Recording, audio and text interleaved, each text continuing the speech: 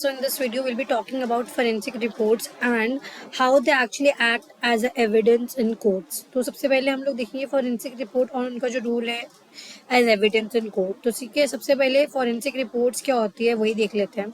तो forensic reports are comprehensive documents. क्या ये comprehensive document है जो prepare करता है कौन expert in the various scientific field to provide detailed analysis. ठीक है, तो बहुत सारे साइंटिफिक जो टेक्निक्स है उसको यूज़ करके वो एक डिटेल्ड एनालिसिस बनाता है रेलिवेंट टू जो भी केस है. ठीक है, these reports are critical in legal proceedings. ये बहुत क्रिटिकल होती है as they offer objective scientifically backed information that can significantly influence the outcome of the trial. ठीक है, जो ऑफर करता है ऑब्जेक्टिव और ये साइंटिफिकली बैक्ड इन्फॉर्मेशन से होती है बिकॉज पूरी साइंटिफिक टेक्निक्स यूज्ड है जो सिग्निफिकेंटली इन्फ्लुएंस करती है outcome of the trial. Because in reports में जो डेटा होता है उसी के बेसिस पे जो जज है वो आगे फैसला लेता है. ठीक है, मतलब वो इन्फ्लुएंस करते हैं नॉट ओनली इसके बेसिस पे बट या मतलब ये बहुत इन्फ्लुएंस करते हैं बिकॉज इम्पैक्टफुल होती है ना, क्योंकि यहाँ पे सारे फैक्ट्स होते हैं इसके अंदर सारे. फिर व्हाट इज फॉरेंसिक रिपोर्ट, ये होती क्या है? Forensic report is a structured document जो प्रेजेंट करता है findings and opinions of forensic expert. जो भी फॉरेंसिक एक्सपर्ट्स हैं उनकी जो फाइंडिंग्स एंड ओपिनियंस है उसको प्रेजेंट करता है फॉलोइंग देयर एग्जामिनेशन और एनालिसिस ऑफ एविडेंस. तो उसमें इसका इनका एनालिसिस ऑफ एविडेंस भी होता है. These reports are essential in in translating. तो ये जो रिपोर्ट्स होती हैं बहुत इसेंशियल होती है क्योंकि ट्रांसलेट करती है साइंटिफिक डेटा को understandable and actionable form of data में. ठीक है, for the legal system the structure of a forensic report typically include. इसके अंदर क्या क्या होता है? सबसे पहले इंट्रोडक्शन होता है कि रिपोर्ट का पर्पस क्या है, authority when which the examination was conducted. ठीक है, कि किसके अंडर में ये एग्जामिनेशन हुआ है, अबाउट द सब्जेक्ट की जो सब्जेक्ट है इस रिपोर्ट के अंदर कोई क्रिमिनल क्या है किसका, तो उसका नेम, एज, डेट. ठीक है, प्लेस ऑफ एग्जामिनेशन क्या है. फिर आता है इंफॉर्मेशन अबाउट इंडिविजुअल का प्रेजेंट ड्यूरिंग द असेसमेंट, कि वो कितना. एक सेकंड में इसको थोड़ा ना बड़ा कर देती हूँ, लोगों को ना थोड़ा क्लियर होगा. परफेक्ट. सो यहाँ पे क्या कहते हैं, इंफॉर्मेशन के इंडिविजुअल के कैसा था. ठीक है, हाउ मतलब इसके ना सब कुछ होगा. फिजिकली वो कैसे दिख रहा था, वॉज ही टाइडी प्रेजेंटेबल, या फिर वो आ रहा है नहीं आ रहा है. उसके बाद उसका बिहेवियर कैसा था ड्यूरिंग द असेसमेंट, वो सब भी. फिर मेथडोलॉजी, इसके अंदर method basically detail description of the method and procedure use to the exam use during the examination. तो एग्जामिनेशन के दौरान जो भी मेथड एंड प्रोसीजर्स यूज किए उसका डिटेल डिस्क्रिप्शन. जैसे कि जब हम प्रैक्टिकल करते हैं तो जो भी टूल हम यूज़ करते हैं बताते हैं ना कि रिलायबिलिटी क्या है, वैलिडिटी क्या है, इंस्ट्रक्शंस क्या है, सब चीज़. ठीक है, ensure transparency and replicability of the processes. तो जैसे ट्रांसपेरेंसी रहे, सबको पता रहे कि क्या किया है, क्यों किया है, रिजल्ट कैसे ड्राइव हुए हैं. एंड रेप्लिकेबिलिटी मतलब ऐसी केस को कहीं और आता है तो दूसरे फॉरेंसिक साइकोलॉजिस्ट भी उससे हेल्प ले सकते हैं. नाउ मेथडोलॉजी, अब इसके अंदर होता है डिटेल डिस्क्रिप्शन. अच्छा ये तो हमने पहले सॉरी. फाइंडिंग्स, तो अब इसके अंदर क्या होता है, core section presenting the results of the examination. तो कि रिजल्ट जो भी फाइंडिंग्स आई है, जो भी आपने एग्जामिनेशन ऊपर की है, असेसमेंट की है, उसका जो फाइंडिंग्स आई है. For example in psychological evaluation this would include clinical observation जो आपने ऑब्जर्व किया एंड साइकोमेट्रिक टेस्ट के रिजल्ट्स, जो भी आपने ऊपर असेसमेंट टूल यूज़ किया उसके जो रिजल्ट आए. उसके बाद डिस्कशन करोगे आप इंटरप्रिटेशन ऑफ द फाइंडिंग्स. अब फाइंडिंग्स जो आ गई है, अब सपोज आपने कोई भी मेथड यूज़ किया उसमें आपने ना वहाँ पे वो जो सिग्निफिकेंस है वो सब लिख दिया.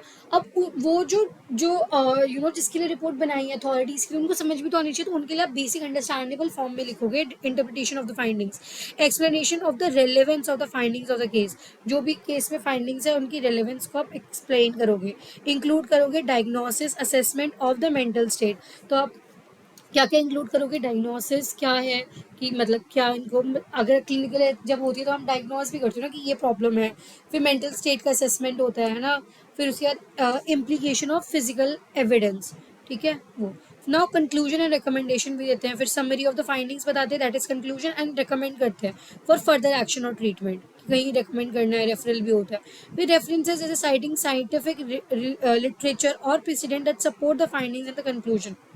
तो जो अर्लियर जितनी भी रिसर्चेज वगैरह हुई हैं उसके बारे में भी आप इसमें साइट करते हो.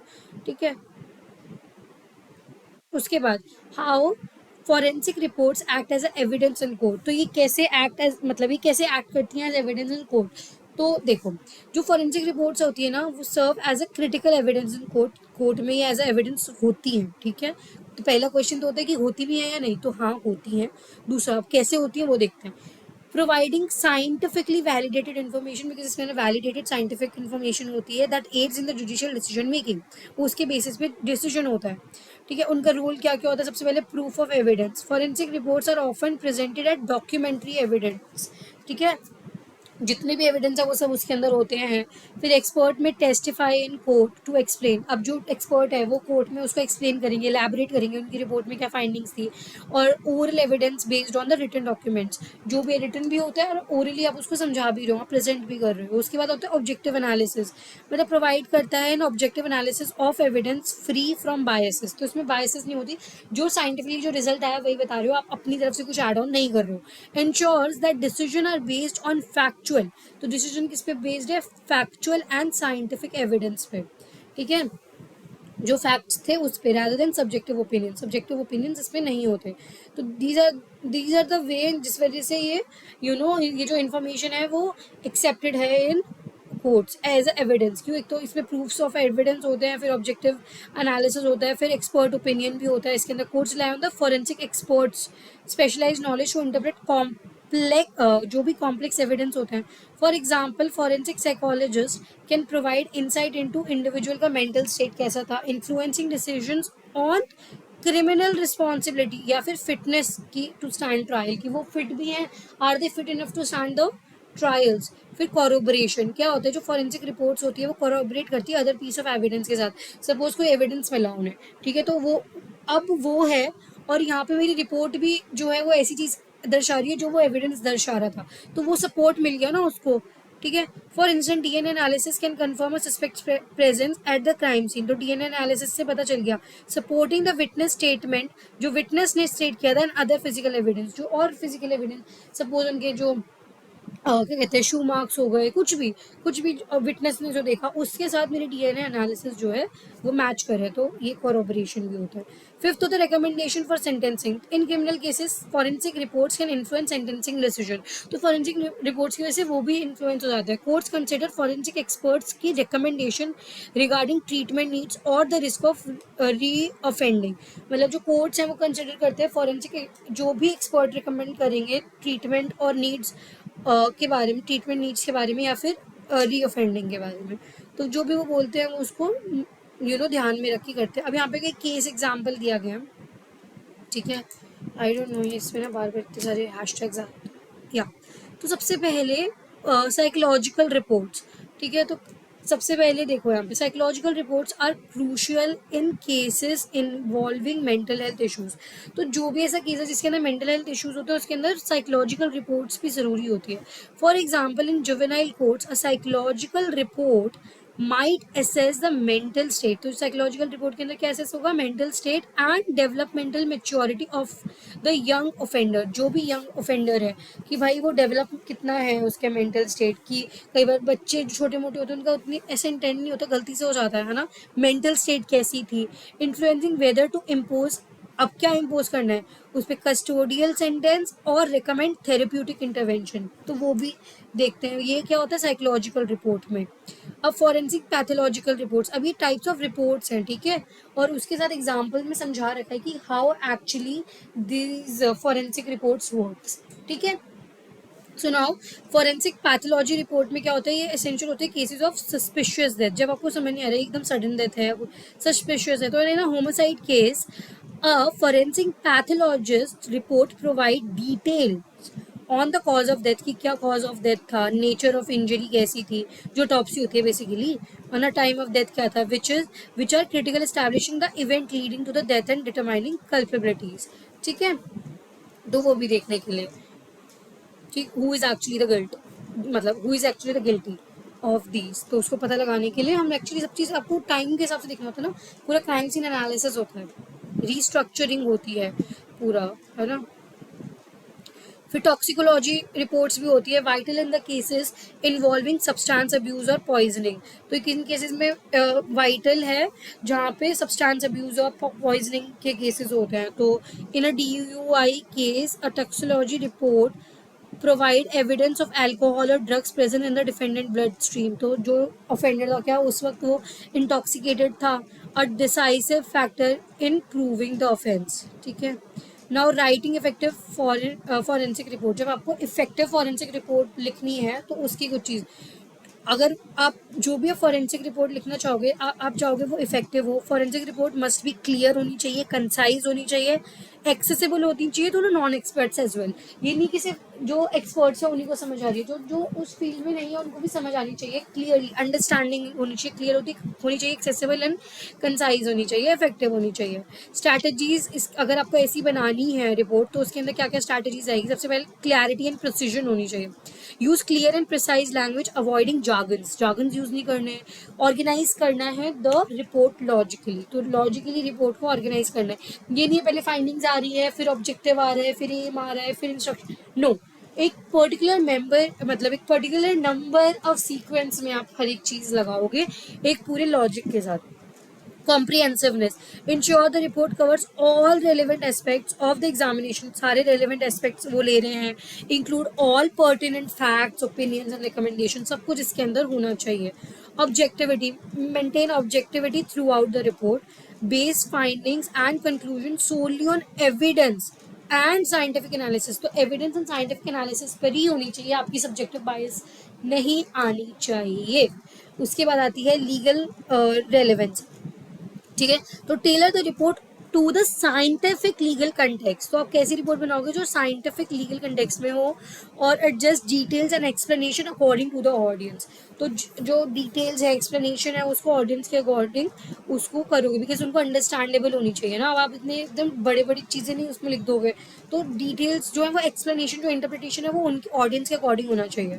फिर सपोर्टिव डेटा, अब इसमें क्या है, include relevant data supporting the finding. जो भी आपकी फाइंडिंग है उससे सपोर्टिंग डेटा भी होना चाहिए, जैसे कि charts, graph, detail method description. Now the conclusion, forensic reports are indispensable in the judicial process, providing essential scientific, तो क्या प्रोवाइड करता है? essential scientific and objective analysis जो inform करता है wide range of legal issues।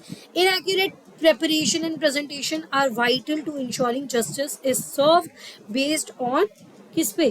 तो accurate preparation and presentation, आप accurately prepare कर रहे हो, प्रेजेंट कर रहे हो जो भी वाइटल इन्फॉर्मेशन है जिससे आप इंश्योर करो कि जस्टिस हो। ठीक है, on the solid evidence and experts insight, right.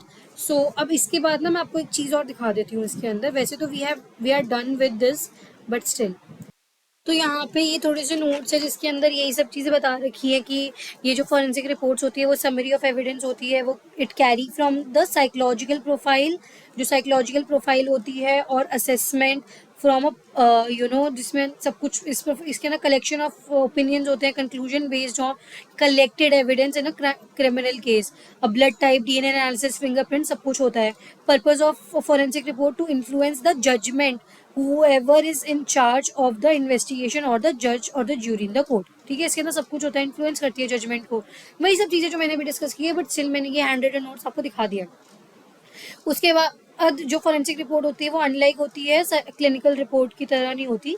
Written, एक second, written for the benefit of the court is typically about subject rather for the subject. ठीक है, अबाउट द सब्जेक्ट होती है लेकिन सब्जेक्ट के लिए नहीं होती है ये। ठीक है, अब ऑब्जेक्टिव क्या होता है? इन्फ्लुएंस करना होता है कोर्ट डिसीजंस। अब इसके बाद आता है क्या कहते हैं, forensic reports and opinion are needed. Why are they needed in criminal and civil? कहाँ पे यूज होता है? सबसे पहले तो क्रिमिनल और सिविल इन्वेस्टिगेशंस में। Forensic science act as a guide and investigator और jury to reach a conclusion, conclusion में पहुंचने के लिए गाइड की तरह यूज होता है ये। टू प्रूव और disapprove the fact in issue, ठीक है, प्रूव करने के लिए या डिसअप्रूव करने के लिए। To link the evidence with the crime and the criminal, ठीक है, तो आप जो भी आपका एविडेंस है ना, उसको क्राइम के साथ और क्रिमिनल के साथ, जो भी सस्पेक्ट है उसके साथ लिंक करने के लिए। फिर उसके बाद यहाँ पे आ जाओ, extended the innocent from the case. तो कई बार इनोसेंट लोगों को केस में फंसा देते हैं, तो उसको निकालने के लिए। तो इसके अंदर ना आप आइडेंटिफाई करोगे डेटा एंड इवेंट्स को। इसको ना मेरे को एक चीज़ दिखानी थी, बट ये इसमें ना आ नहीं पाएगी। एक सेकेंड, या ये आ नहीं पा रहा है, एक सेकेंड। तो मैं आपको वैसे बता देती हूँ। तो आइडेंटिफाई करते हो डेटा एंड इवेंट्स को पहले, that will lead to the structure of psychological evaluation and that will lead to the conclusion and जो रिप्रेजेंटेशन होता है या रिपोजिशन होता है, ठीक है। उसके बाद फॉर्मेट क्या होता है, FIR जो फॉरेंसिक रिपोर्ट होती है उसकी, तो इंट्रोडक्शन, हिस्ट्री, मेंटल स्टेटस क्या था, क्लिनिकल डायग्नोसिस, इम्प्रेशंस क्या थे, कंक्लूजन क्या था, opinion and recommendation and signature जो मैंने आपको बताया था, ठीक है। अब important guidelines to be followed, तो कौन कौन सी इम्पॉर्टेंट गाइडलाइन है, ठीक है, वाइल प्रिपेयरिंग फॉरेंसिक रिपोर्ट। तो कौन कौन सी गाइडलाइंस है जो फॉलो करनी चाहिए, maintained contact with other professional involve in the case, तो उनके साथ भी कॉन्टैक्ट में रहना इज इम्पॉर्टेंट। फिर उसके बाद focus on the subject at hand and be attentive towards the individual being evaluated, तो जिसको एवेल्युएट कर रहे हो उसके साथ अटेंटिव रहना है, कम्युनिकेट करना है क्लियरली, ठीक है, return telephone calls and related communication promptly, ठीक है। उसके बाद reports to the court, now जो फॉरेंसिक साइकोलॉजिस्ट होते हैं प्रोवाइड करते हैं comprehensive and comprehensible report for court proceedings, ठीक है, जो मैंने बताया कि अंडरस्टैंडेबल होनी चाहिए, क्लियर होनी चाहिए, कंसाइज होनी चाहिए।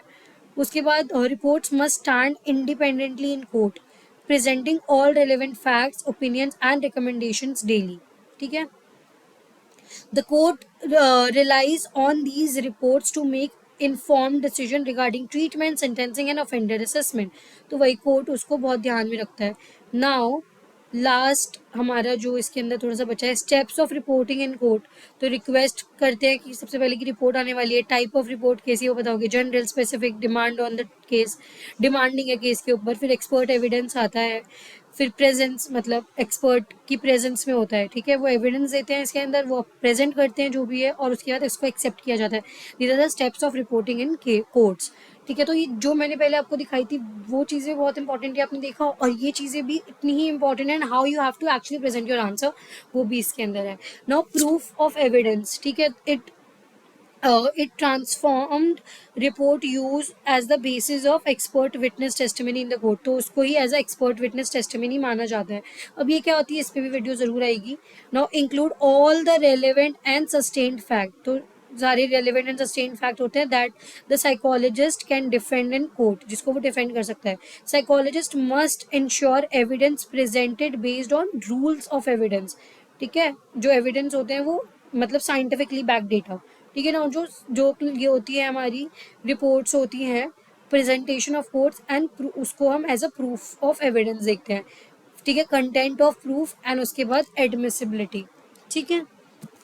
फिर यहाँ पे आ जाओ, forensic reports to psychiatrist, psychiatrist refer to patients psychological assessment, ठीक है, वो क्या करते हैं, जो साइकेट्रिस्ट है वो रेफर करते हैं पेशेंट के साइकोलॉजिकल असेसमेंट को, ठीक है। फिर जो साइकोलॉजिकल रिपोर्ट्स होती है for court should be concise, जो आप कोर्ट के लिए बना रहे हो रिपोर्ट, वो कंसाइज होनी चाहिए, एक्यूरेट होनी चाहिए एंड अंडरस्टैंडेबल होनी चाहिए टू द लेमैन पर्सन, जैसे मैंने आपको पहले बताया था।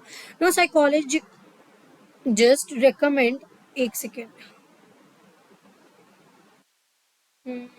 इतना ही आ रहा है यार, मैं ट्राई कर रही हूँ बड़ा करने के लिए बट ये हो नहीं पा रहा है, ठीक है। साइकोलॉजिस्ट जो होते हैं वो रिकमेंड करते हैं you know always align with the patient best interest in court proceeding, तो वो मतलब मे नॉट ऑलवेज, तो उनको ये जो साइकोलॉजिस्ट जो रिकमेंड करते हैं वो हमेशा उसके साथ अलाइन नहीं करना चाहिए पेशेंट के बेस्ट इंटरेस्ट में क्या है, बट अच्छे से जो ऑब्जेक्टिव डेटा है, जो फैक्ट्स है, जो बता रहे हैं आपको वही बताना है।